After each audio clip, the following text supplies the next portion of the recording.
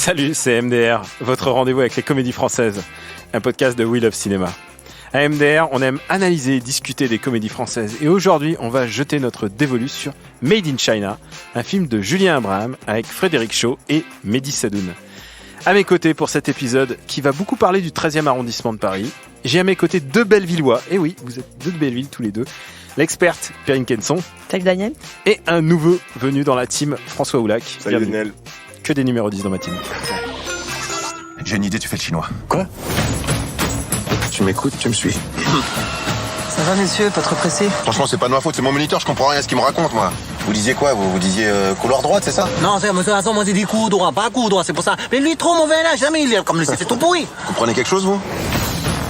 Comment vous voulez que j'ai mon permis? Moi, ça fait 3 fois que je passe avec lui, en plus. Ah, c'est marrant, non. Mais c'est pas marrant, lui, tout pourri, mes élèves. Moi, je compte mieux prendre le métro, c'est pour ça.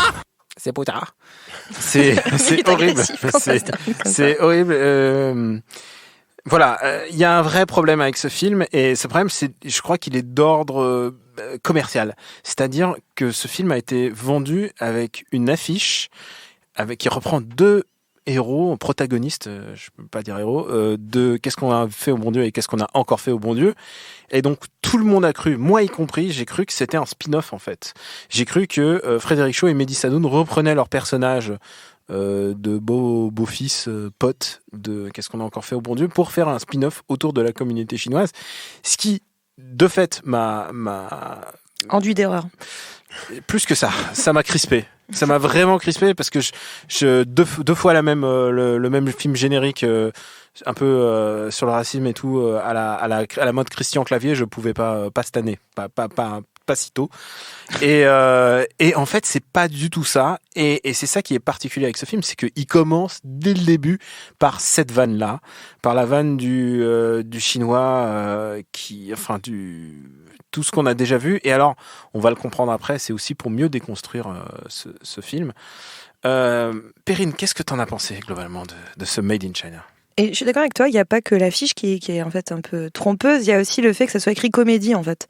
C'est un peu trompeur parce que je trouve pas que Made in China soit particulièrement une grosse comédie, quoi. C'est pas du tout. Au contraire, il y a vraiment une tendresse. Je crois que j'ai l'impression de reprendre MDR avec des films tendres en fait. Moi déjà, il y avait le film avec l'autre la dernière fois, Mathilde Seigné, où pareil, je dis c'est pas drôle mais c'est tendre.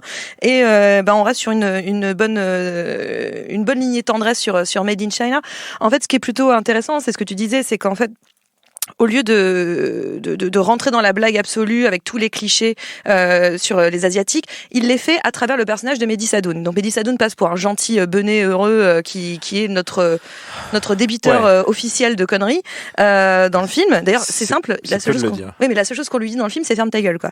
Donc tout le long. Et l'idée, c'est que on passe. Le film est très didactique, très pédagogue en fait, sur comment on déconstruit tous les clichés, tous les a priori et tout ce qu'on imagine, on fantasme autour de la communauté asiatique, notamment à Paris, notamment dans le 13e. Et ça, je trouve ça très intéressant, pour le coup, parce qu'il le fait avec beaucoup de, je pense, sincérité, et on sent que le film de Frédéric Shaw, quand il l'écrit, c'est quelque chose qui doit lui tenir vraiment à cœur. Après, il le fait aussi avec un non-sens de l'écriture et un non-sens du rythme et du cinéma. C'est presque un film à thèse, en fait, j'ai envie de dire. Et il manque un peu de cinéma dans son film. Et c'est ça qui est un petit peu dommage. Ça manque vraiment de lâcher prise, en fait. Tu dis, tu pouvais te lâcher un tout petit peu plus. Je comprends que tu ne veuilles pas faire de conneries, que tu veuilles faire un truc qui soit très honnête vis-à-vis de la communauté asiatique et en particulier chinoise dans ce cas-là. Et c'est bien. Mais résultat, derrière, ça démarre jamais vraiment, je trouve. François, qu'est-ce que t'en as pensé, toi ?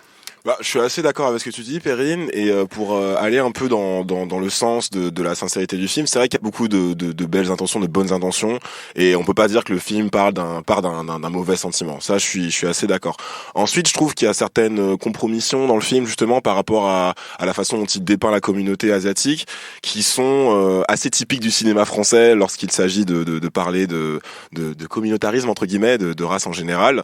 Et moi, le truc qui m'a vraiment frappé, bon déjà oui, le fait de confier tous les ressorts comiques du film, parce que c'est vrai que c'est plus un drame qu'une comédie. Le fait de confier tous les ressorts comiques du film uniquement à Mehdi Sadoun, c'est un peu comme donner une mine antipersonnelle à un gamin de 10 ans.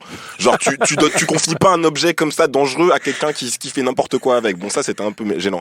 Mais pour revenir à ce que tu disais sur la communauté asiatique, je trouve que il y a quand même une place vachement centrale de la blanchité dans le film, et ça, c'est vraiment très français, quoi. C'est-à-dire que, ok, on a un film sur la communauté asiatique avec un héros asiatique, mais il faut que le héros s'appelle François. Il faut que, bon, ok, c'est un asiatique, mais en fait, il parle pas la langue, il est un peu déconnecté de ses origines. Genre, le mec, il sait même pas ce que c'est qu'un bubble tea. Excusez-moi, ça fait un peu cliché de dire comme ça, mais même moi, qui suis pas du tout asiatique, je suis juste parisien, je sais ce que c'est un bubble tea, en fait. C'est super bon. Et en plus, c'est super bon. Il faut qu'il soit en couple avec une femme blanche, il faut que, vous voyez, il y a tout ce truc-là, et évidemment, le pote, là, Bruno, donc Mehdi Sadoun, il s'incruste absolument partout. Et donc, il peut se taper toutes les filles de sa famille. Mais il est trop gênant. Il est un peu hashtag jeune. Ce que je veux dire, c'est que on se demande à qui le film s'adresse, quoi. C'est-à-dire qu'il faut toujours qu'il y ait ces espèces de compromis avec l'identité française. Et ok, on vous montre un asiatique, mais n'ayez pas peur, il parle pas chinois, et il est en fait, il fait partie des nôtres. Il s'appelle François, et c'est un asiatique bon teint. Je suis pas tout à fait d'accord sur le côté François, parce que clairement, on comprend que c'était aussi une volonté de la famille qui donc est arrivée en France. Il y a eu une envie je trouve pas le mot que je cherche. D'intégration, peut-être. Comment? D'intégration, voilà, peut-être. Une envie d'intégration au moment donné, ou à ce moment-là, en arrivant, en fait. Donc l'idée de l'appeler François. Puis d'ailleurs, tout le long, il l'appelle autrement, en fait. La famille asiatique, sa famille chinoise l'appelle autrement. Donc on sent quand même qu'il y avait une volonté d'intégration au moment d'arriver. Donc ça fait aussi, c'est aussi un discours, en fait, que de raconter ça. C'est une forme de réalisme aussi, parce que c'est vrai qu'il y a réalisme. beaucoup d'asiatiques de deuxième génération, de Chinois de deuxième génération qui sont. Voilà, mais qui prennent, et puis voilà, même de plusieurs communautés qui prennent des noms. Très français, j'ai envie de dire. Ouais. Et il y a un truc qui me frappe aussi, c'est que vous parlez de cette francisation, c'est que François, donc Frédéric Shaw, tu regardes son environnement, c'est celui d'un ultra bourgeois je ne sais pas quel arrondissement, mais on est sur un appart à 3 000 euros. On est dans le 11e, Bobo. Je suis au chômage, mais je me paye un bel appart quand même. On est sur un appart à 2005 par mois. Il y a des photographes freelance, mais t'inquiète que.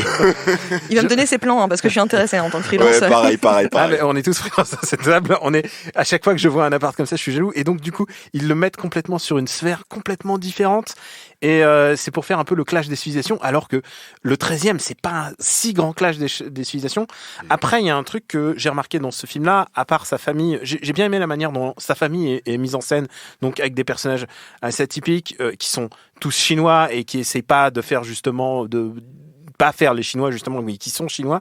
Je trouve que en fait finalement le quartier est assez bien mis en valeur. Il y a des avenue de Choisy, pour avoir beaucoup fréquenté avenue de Choisy, tu reconnais la fameuse galerie marchande sur avenue de Choisy. Genre il y avait des moments qui me sont un peu chers en tant que visiteur du 13e, parce que j'avais des amis là-bas et j'y allais souvent, et parce qu'il y avait les petites boutiques justement dans ces galeries. Je trouvais que le film a justement une espèce de grosse tendresse avec les Chinois. Le film rend justice vraiment au quartier. Je suis pas originaire du 13e, mais il est très esthétique et pas vraiment justement aux Français du film, c'est-à-dire Mehdi Sadoun, qui à un moment veut carrément se faire passer pour un noir, et ils font. Mais tu sais que Mehdi Sadoun s'est fait réellement passer pour un noir. Je sais pas si vous avez vu la 2e étoile de Lucien Jean-Baptiste. Mehdi Sadoun joue un Martiniquais pendant tout le film. Mehdi Sadoun il parle comme ça, etc. Et puis il fait la Martiniquais pendant tout le film. Je rigole, mais c'est vrai pas. Super gênant. C'est le rôle le plus gênant. Et donc quand le mec il a dit, en plus il y avait 3 Chinois devant moi dans la salle, donc c'est marrant. J'observais leur réaction, enfin dans le noir, mais j'observais quand même. Mais bref, mais quand Mehdi Sadoun dans le film là, pendant le dîner avec la tante Fa, quand il dit mais elle aime bien les Renois, etc. Et que il fait mais t'es pas Renois, il fait ah oui c'est vrai. J'étais en mode mais c'est fait exprès, c'est genre le cinématique universe de Mehdi Sadoun. Tout se répond en fait, tout se répond, vous le savez pas, mais tout se répond. Mais je me demande quelle est sa part d'implication, parce que soit on lui dit écoute voilà le personnage et fais-en des caisses, soit je sais pas comment est-ce qu'il l'incarne, parce que je trouve que justement les autres asiatiques, Frédéric Shaw justement il s'écarte très très vite de ça quoi. Il fait l'asiatique au début, et juste à début de cette scène, et tu sens vraiment dans son dialogue, il dit j'en ai ras-le-bol de faire ça, et il aime pas faire ça, et dès la 2e scène il arrive et on le prend pour un livreur de sushi quoi. Ouais, c'est vrai.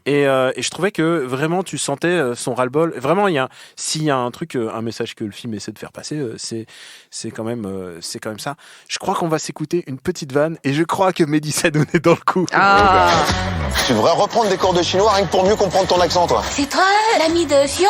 De qui? De Fion. Tu peux m'expliquer pourquoi tu t'appelles Fion? Oui. Ça veut dire héros. En français, ça veut dire autre chose. Hein. Tu t'es réconcilié avec ton père? Tu lui as dit que t'avais le papa? Mais vite, je veux pas le forcer non plus. On pourrait peut-être attendre que le bébé y naisse, tu vois. Va voir ton père, pense au bébé. Mais t'as peur de quoi? Mais ça va bien se passer. Papa, j'ai quelque chose à te dire.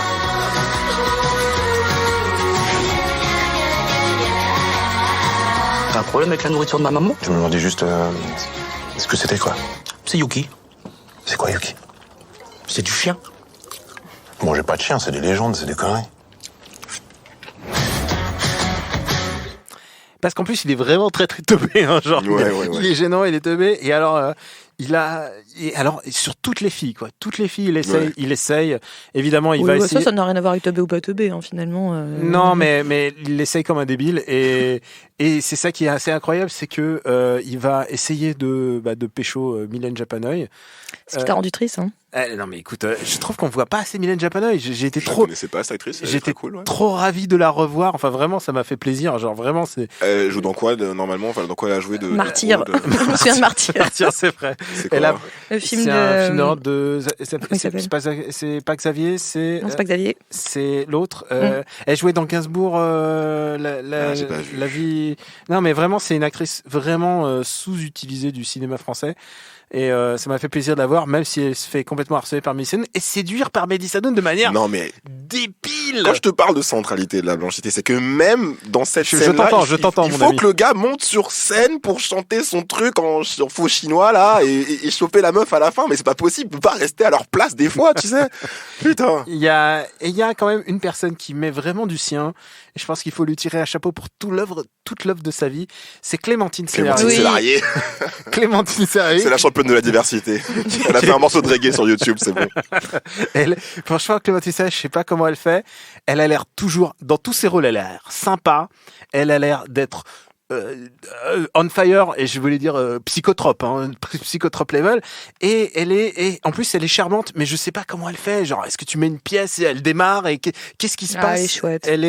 Elle est adorable. C'est vrai. Et tu te demandes comment ça se passe pas, pourquoi tu la vois pas presque plus par rapport à sa famille, à Frédéric Shaw. Je voulais juste revenir vis-à-vis de François par rapport à. Tu dis que la blanchité est centrale, mais en même temps, c'est assez logique par rapport au film, en fait. C'est-à-dire que le personnage de Frédéric Shaw, François, c'est un personnage qui est contre en fait sa famille. Il est parti de son quartier. Il s'est engueulé avec son père. Il est parti de son quartier où il avait une sensation d'enfermement. À plusieurs moments, il le répète. D'ailleurs, il comprend pas pourquoi Mylène Japanoy, elle allait rester. Il dit, tu pouvais pas sortir un petit peu de ton truc. Et donc, il a finalement, c'est quelqu'un qui pendant 10 ans a grandi contre ses origines asiatiques. Donc finalement, il s'est rapproché d'une autre, la culture, la blanchité. Je ne sais pas comment le formuler, mais en tout cas, il s'est rapproché plus d'un autre groupe de personnes. Et finalement, c'est un personnage qui, tout le long du film, va réapprendre à réattacher, à retrouver ses attaches, à rebrancher les ceintures, là, comme ça, et à concilier deux parties de lui-même. Et c'est ça que je trouve assez joli. Je trouve que finalement, les personnages blancs sont pas très très centraux, à part Mehdi qu'on voit tout le temps. C'est pas les personnages que je trouve centraux, en fait. C'est plutôt le prisme par lequel, tu vois.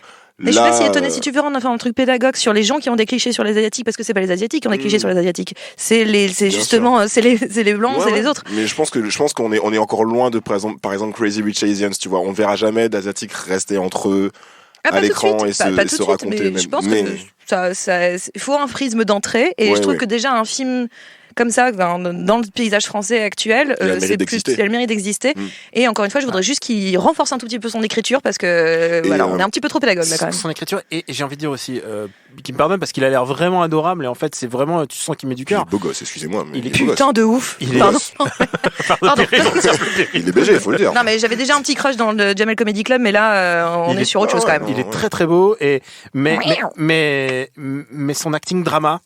Il faut quand c'est du drama, on n'est plus trop là, quoi. Tu parles du Jamel Comedy Club, c'est qu'en fait tous ces mecs-là en fait jouent très bien la comédie en fait, et dès qu'il s'agit de faire d'avoir une corde un peu sensible et un peu de justesse, tu sens que il sait pas trop où se placer dans la tristesse. Je peux dire un truc intéressant par rapport à ça et par rapport aux capacités d'acting justement des acteurs. Shoot.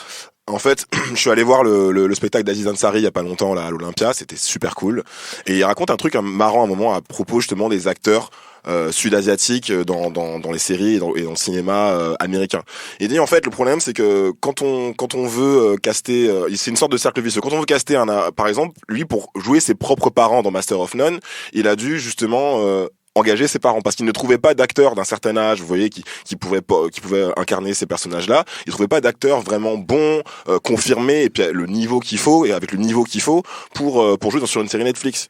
Et le truc en fait, c'est que comme il n'y a pas beaucoup d'opportunités pour les acteurs, les actrices de couleur, on va dire, dans le cinéma américain, forcément, t'as pas beaucoup de rôles. Si t'as pas beaucoup de rôles, tu peux pas justement engranger des expériences. Il disait, moi, si j'avais été blanc, j'avais voulu des acteurs pour jouer mes parents, des personnes blanches d'un certain âge, etc., qui peuvent jouer le rôle, j'en ai retrouvé 13 à la douzaine. Le problème, c'est que quand il s'agit d'autres communautés, il y en a 3 qui se battent en duel, qui ont aucun rôle, et du coup, ils ont une courbe de progression, tu vois, limitée. C'est vrai, ouais. Et tu fais bien de le dire parce que je lisais les interviews et ils disaient qu'ils avaient justement eu énormément de mal à recruter et que tous les acteurs sont professionnels, tous les asiatiques dans le film sont professionnels, mais ils n'ont pas énormément de choix pour la on a une sensation de jamais vue en fait en les voyant, donc c'est quand même assez étonnant. Qui est géniale, elle est vraiment adorable, elle est ils sont choutue, tous la super, grand-mère. tant de fat. Et la grand-mère, il disait que ils avaient choix entre 3 actrices grand maximum, alors que pour les Mehdi Sadoun, enfin pour le rôle qu'il fait, il y a plein d'autres comédiens que tu potentiels quoi. Et là, Mehdi Sadoun, clairement, il le joue Gilles Lelouch. Je crois que pendant tout le film, je me suis dit en fait c'est Gilles Lelouch. Et ouais, pourquoi Mehdi Sadoun il s'appelle Bruno dans ce cas-là? S'il voulait faire un acteur, un Bruno, mais prenez un Bruno, prenez pas Mehdi Sadoun. Enfin, je sais pas. Mais je pense qu'on est sur la même dichotomie que l'autre. Hein, ouais. Sur même profil pour Mehdi Sadoun. Mais Perrine, t'as dit un truc super intéressant sur le fait que le personnage soit en quelque sorte déconnecté de ses origines. C'est vrai que moi, du coup, d'un point de vue, on va dire politique, ça me gêne. Mais par contre, c'est vrai que dans la logique du récit, c'était super cool parce que cette espèce de rapport, on va dire, distant à ses propres racines, je pense que c'est un truc sur lequel beaucoup d'enfants d'immigrés en France peuvent se reconnaître. Vraiment, je pense que n'importe qui, que tu sois sénégalais ou algérien, il suffit que tu connais le bled que par le prisme des vacances que t'as passées ou parfois des souvenirs de tes parents, parce que tout le monde n'a pas le loisir de rentrer au bled tous les ans. Et donc t'as ce rapport un peu déconnecté à la langue, ce rapport déconnecté un peu à la culture, etc. Et je trouvais que c'était plutôt bien dépeint et avec beaucoup de tendresse, comme tu disais. Ouais. Je crois que j'ai jamais été aussi ému par MDR, moi qui est fils d'immigrés russes. Tu sais, ça me parle très fort. Ouais, mais je me suis reconnu là-dedans, c'est par rapport à mon rapport au créole et tout, même si bon, ouais, c'est différent. Et écoute, il y a une tradition ici. C'est, on va dire combien on paye pour cette comédie. Perrine, combien tu mets sur la table? Je vais mettre un petit tarif UGC Bercy étudiant à 4 €, là, je sais pas quoi, ou 3,60 €. Alors, je sais plus, moi, ça fait longtemps que je suis pas étudiant. Je sais plus, mais il y en a un qui est plutôt bien pratique, parce que je me dis que voilà, c'est un petit. Justement, j'aimerais bien que des plus jeunes aillent voir ça, parce que pour le coup, je trouve le film n'a pas, pour moi, d'un pur intérêt cinématographique, il est assez pauvre, mais d'un point de vue purement pédagogue et didactique, je le trouve intéressant et j'aimerais bien que des gens aillent le voir. Et toi? Il faut engager ton porte-monnaie. Ouais, alors sur une échelle de 1 à une séance en 4D IMAX voilà. au pâté de la place de Clichy. Bon, ouais. C'est plus cher. Je mettrais environ, je mettrais 5-6 €. Allez, je devrais mettre moins que ce que tu as mis, Perrine, mais je vais mettre 5-6 € parce que c'est vrai qu'il a le mérite d'exister, ce film, et que franchement, par rapport à ce à quoi je m'attendais. Moi aussi, il y a aussi ça, il y a l'effet de. Ouais, voilà. Ouf, c'était pas ça. Ouais, voilà. Ou c'était pas le spin-off de Qu'est-ce qu'on a fait au bon Dieu. Ouais. Franchement, 5-6 € parce que c'est quand même un truc. C'est un truc un peu niais et ultra didactique, comme tu dis, mais il faut que les Chinois de France aient aussi droit à leur propre comédie niaise et didactique, en fait. Ouais. Et on a droit aussi à l'unité, nous, les minorités, quoi. Ouais. Et moi, j'allais mettre exactement la même somme, 6, parce que pour ces mêmes raisons, parce que ce film a mérite d'exister, parce tu sens qu'il a été fait surtout avec cœur. Et alors moi, j'aime pas du tout le principe de sincérité, mais là, moi non plus, l'enfer est pavé de etc. Voilà. Mais là, en l'occurrence, il est non seulement la sincérité, mais aussi d'une certaine forme d'efficacité qui nous a fait éviter tous les clichés assez vite en fait. Et du coup, ça m'a redonné envie d'aller dans le 13e en fait. Ça t'a donné envie de manger les mêmes, quoi. Le cliché, il est là. non mais ça fait un bout de temps que j'ai pas mis les pieds parce que moi je vais surtout à Porte d'Italie où habite mon ami Max, mais du coup j'esquive le 13e et j'ai envie juste d'y marcher. Je tiens à dire que si j'avais été dans le chip, j'aurais été beaucoup moins gentil avec ce film. Écoute, tu verras, MDR ça dépend du jour. J'aurais mis 2 €. Alors c'est le moment de recommander puisque on recommande un film ou une série ou ce qu'on veut qui a un rapport ou non avec ce qu'on a vu. Perrine, à toi. Moi, j'étais sur le personnage de Mehdi Sadoun. Je me suis dit que quitte à faire un grand bonnet, un petit peu comme ça, qui enfile les conneries en termes de clichés, j'aurais aimé qu'on pousse le bouchon un peu plus loin, qu'on aille dans l'absurde. Et j'ai pensé à OSS 117. Et je me suis dit qu'un Hubert Bonisseur de la Batte qui, pour le coup, enfile sérieusement de la connerie à la seconde, mais au moins ça me fait rire. Et là, avec un asiatique dont il se moque de l'accent. Plusieurs fois, plusieurs fois, à plusieurs reprises. C'est une phase de quetch, c'est balade flambée. Mais moi, je trouve que quand on va dans cet absurde-là, quand on pousse jusque-là, ça rend le truc encore plus drôle pour le coup. D'accord. Est-ce que je peux recommander quelque chose d'audiovisuel? Ouais, non, bien sûr. YouTube, musique, ce que tu veux. Hein. D'accord. Alors, il y a un album que j'ai bien aimé. Ça a vraiment rien à voir. Je suis vraiment désolé. La mafia tressée. Non, ça a vraiment rien à voir. Mais je vais recommander 2 trucs en fait. Ok. Non, je vais recommander un truc. On a parlé de Made in China. Je vais vous recommander un groupe de rap justement originaire de Chine que je crois qu'on entend au début du film, qui s'appelle Higher Brothers, qui font partie d'une sorte de collectif à la fois un label à la fois visuel et puis ils font un peu tout à la fois. Il s'appelle 88 Rising, et en gros c'est une sorte d'écurie qui produit des tas d'artistes de rap et de R&B asiatiques, mais à destination du marché mondial. Donc des gens comme Rich Brian, des gens comme Higher Brother et d'autres artistes super intéressants, souvent des asiatiques mais qui rappent soit dans leur langue d'origine, soit en anglais, enfin souvent les deux, etc.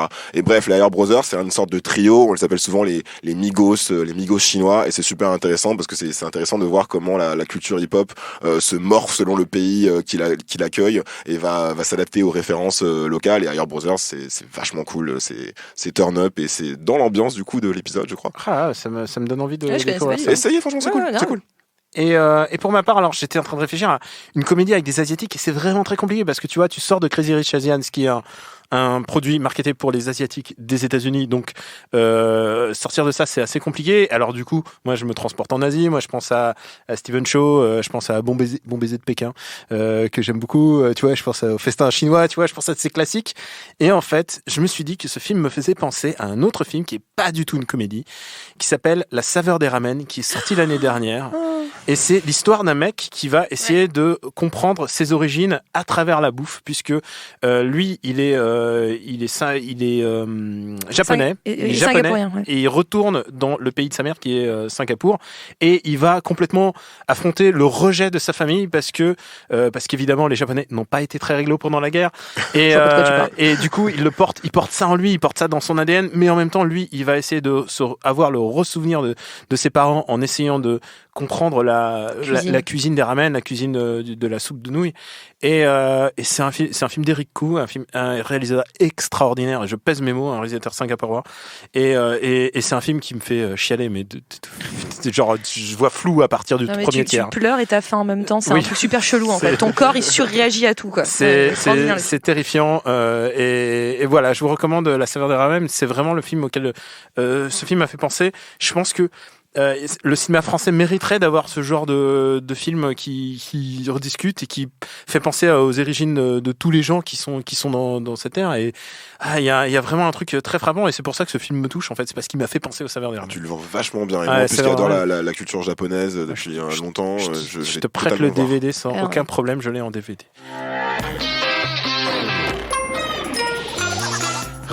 Remerciements à Quentin, le cuistot de MDR. Pour nous retrouver, c'est MDR sur Apple Podcast et toutes nos applis dédiées, SoundCloud et compagnie. Merci de vous abonner, de laisser des commentaires et d'en parler autour de vous, car c'est ça qui fait vivre ce podcast. Il faut faire savoir que MDR est revenu. La semaine prochaine, on va se retrouver avec une comédie. Est-ce qu'il n'y aurait pas Christian Clavier quelque part au bout du tunnel? Je ne sais pas. On s'en lasse pas. On vous dit à la semaine prochaine.